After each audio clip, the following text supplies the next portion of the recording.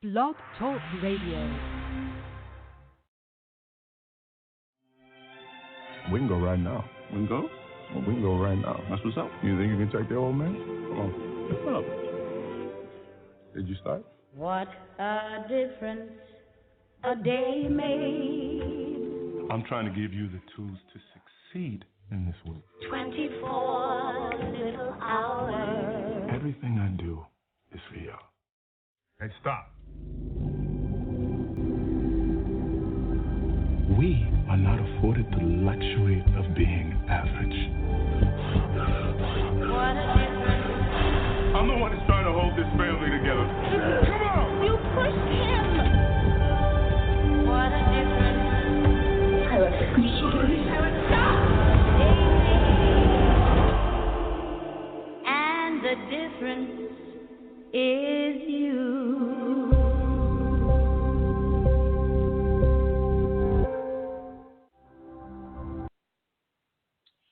Welcome, everybody, to a special edition of Cinema Royale. I am Travis Hopson of PunchdrunkCritics.com, and that clip you just heard was from the new film Waves, the third feature from Trey Edward Shults, who directed Krisha and It Comes at Night.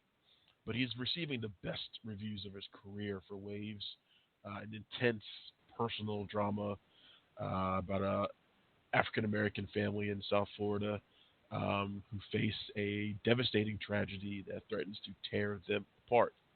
The film stars Kelvin Harrison Jr., Sterling K. Brown, Renee Elise Goldsberry, and Taylor Russell, as well as Lucas Hedges.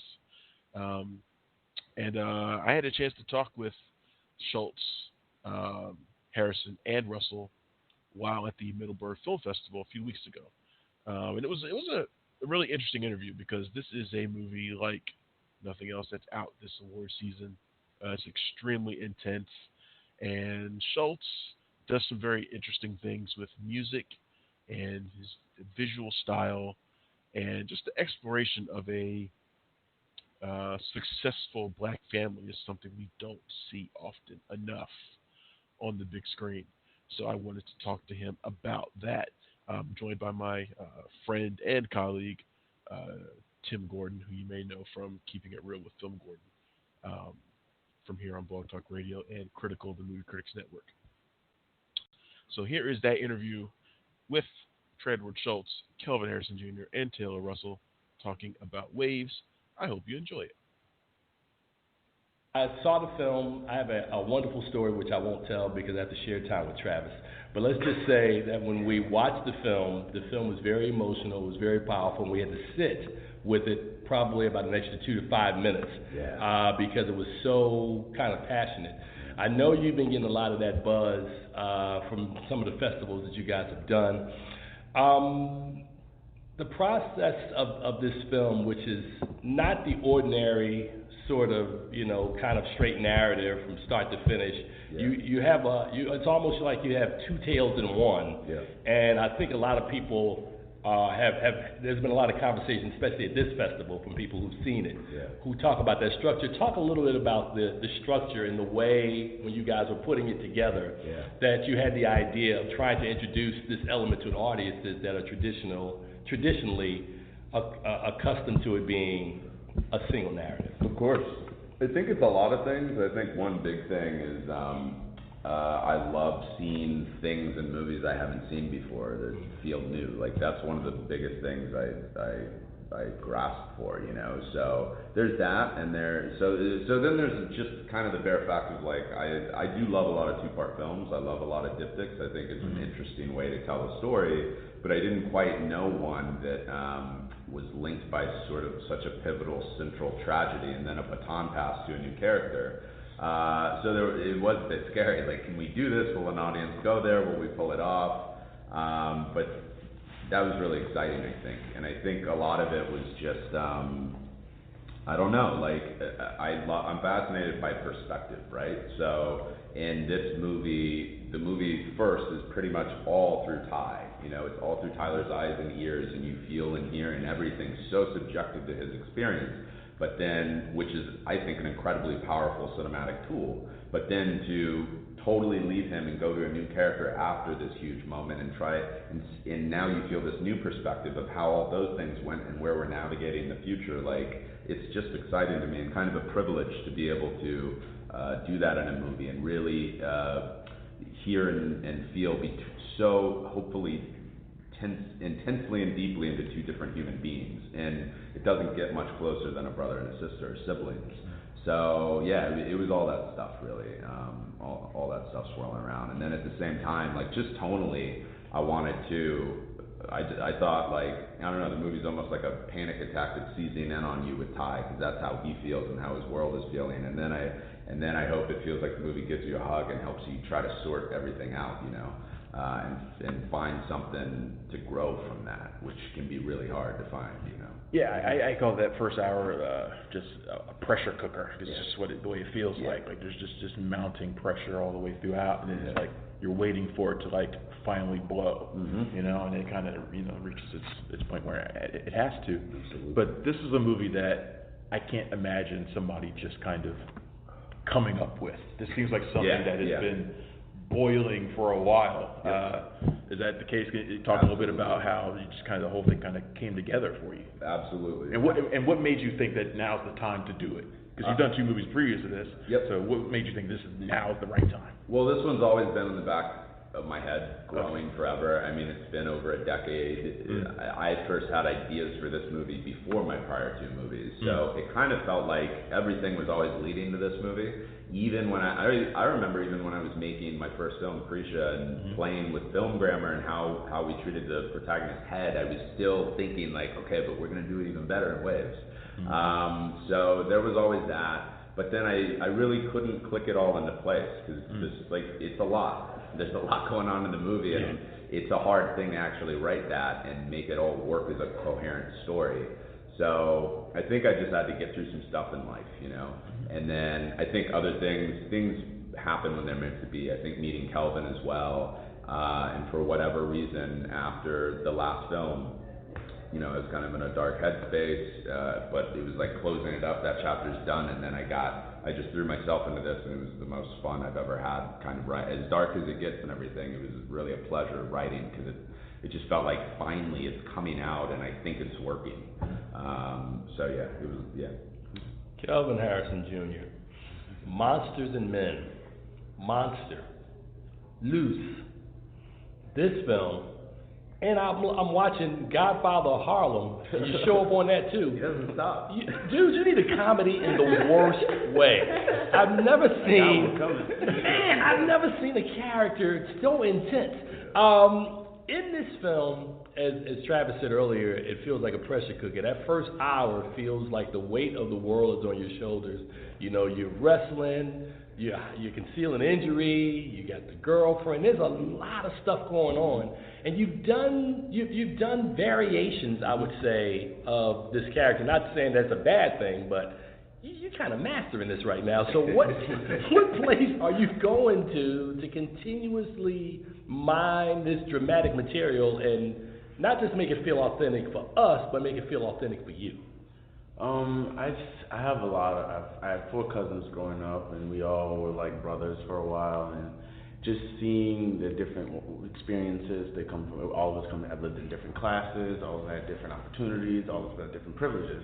And with this particular one, you know, I was talking to my parents last night about my cousin who recently just took his life, and he also had an issue with substance abuse, and just seeing him navigate that. He was so smart growing up. And the pressure that we all put on him with religion and with trying to get into the best schools and trying to keep up with all the other black kids was just overwhelming, to the point where he just wanted to escape and run away from it all. And then we didn't know how to communicate to him. So it was just a lot of exploration of, like, examining our own lives, like what is happening in the black community, what's happening in our homes, why don't we know how to communicate, where are these traumas coming from, and what does this mean for, like, young kids right now in 2019, when there's so much access to everything around you, and you're constantly getting this feedback from people that you don't even know, from social media. You're suddenly comparing yourself to every other person in the world. I just don't think that happened. That wasn't like that with my dad. So I just think the way our minds work, it's like we're so ADD, and we can't focus and we can't sit still, and it just feels like we're living in a state of chaos. And what do you do when you don't know how to form your identity or have any self-worth, even in your home? So that was the reason why I was like really interested in this part, and also in all the other movies too. It's just giving those black boys opportunity to kind of tell their story in a way. Yeah, that's one of the things that I was most interested in. This is kind of a question for all three of you, but it's like one of the things I really appreciated about it was that it was telling this story of a upper middle class black family with authenticity and genuineness to it. It's not something that we see very often on the big screen. And I was curious about where you kind of drew your inspiration for it, but also in the two of you, what from your own lives were you able to kind of bring to the story, maybe to even help him? Like what aspects of your own lives were you able to bring into that? Well, to me, like, collaboration was everything on Okay. it, because it is a super personal story for myself, and a lot of autobiography with some fictional narrative, and it loops around, but all the nuance and specificity of it being a black family, I think, is because of Kelvin, and then because of these incredible actors and that collaboration. And that's why it was so important to me too, because we felt a lot of responsibility to get that right, and make it feel honest, and so best collaboration I've ever had. Well, I mean, they did so much work together on the script. I didn't really change much of what was there. Trey was really gracious and asked me a bunch of questions of stuff that was in my half of the story that was like things that he'd written in. There was like a woman's perspective too. And like certain things he was like, would she do this? There was like a masturbation scene for her in the original script, and he was like, what would that actually look like for a young woman? And just like collaboration in that way, that was it's really nice to have that with a director, because you don't always get that. So there was a bunch of things. I don't know, I felt like things changed as we shot, and if something didn't ever feel good, we would have the conversation with Trey, and we would also like ad-lib a lot. So and that's what it was like, just exciting, because it was like a constant evolution, and I feel like the more because we talk a lot, and the more you kind of know the material you're messing with, then, I don't know, you can build each other up and play in there. Yeah, it was amazing. So Taylor, for me, I thought your aspect of the story also works, because you have to hold it down, because there's such a build-up, and inevitably for some people who are thinking that it's sort of over, it's actually not over. The chemistry that you and Kelvin develop earlier in the film, we kind of see it play out a little later in the film. Talk a little bit about the process of when you were preparing, as you were going through your read-through, understanding before we even knew where the story's going to go. Well, we shot out of sequence, and so a lot of the stuff for me was actually what we shot first before Kelvin's stuff. So it kind of was opposite in the way that we filmed. But to that point, I mean, it didn't ever feel like now I'm taking over the movie. I never had that feeling. Was never something that was real for me. It always just felt like it was kind of both of ours and our parents. And we would kind of switch off back and forth. Like there'd be days with just Kelvin and I would be off, and days with just me. So I think that was helpful. It wasn't like if we had shot in sequence. I don't know how that would have felt. It would have been much more catastrophic, I guess, or maybe paralyzing, filled with pressure. But I was able to. I think we talked a lot about the relationship between brother and sister, and what we wanted to convey, and what we wanted to just get across, and also what our relationship looked like off screen, because there's so much life a family has off screen that we don't see. And what you see in this is like the essential moments of like the DNA of who these people are together. But for us, I mean, what's so beautiful about the scene that we have in the movie is that these teenagers are in such a weird, or that place in your life where you like kind of hate your brother and he kind of hates you, but in a way that's like, she's so annoying, I don't want her around my friends, like, why does she have to come with me, and then I'm like, he's a jerk, I don't like him, why is he so mean, you know, and then on the opposite end of that, it's like one day we could feel that way, and then the next day we're obsessed with each other, and then above all is the want and necessity to protect your sibling from your parents, especially when you see all the pressure that they put on him because they're so focused on what's going on for him. So there was just a bunch of conversations that we had. These are two people that, like, they're the only two people in the movie that have seen everything that's kind of happened with their dad. Like, they saw when the mom was there, they saw when Catherine came in, they just saw everything, and they're the only two people that can share that narrative. And so that bond is like, you think about that with your siblings, and you kind of go, we know so much together. And as much as you'll mess with each other and drive each other crazy, like, your love is undying. We're in this together. Than anything. Exactly. It does sort of feel like for her, like for you, she's sort of like your escape valve, like, in a way. Like she's kind of overshadowed by you, like by, you know, from the parents, but like when you need her, like she's there. It does kind of feel that way.